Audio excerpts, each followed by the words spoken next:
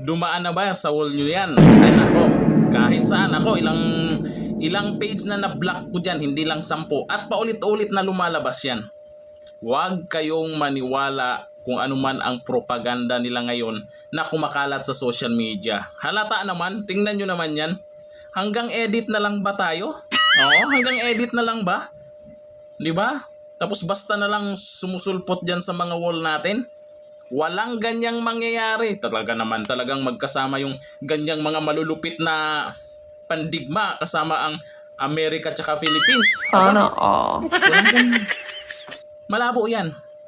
Durog muna ang Pilipinas. Tsaka siguro makapag-isip ang USA na tutulungan tayo. Wala.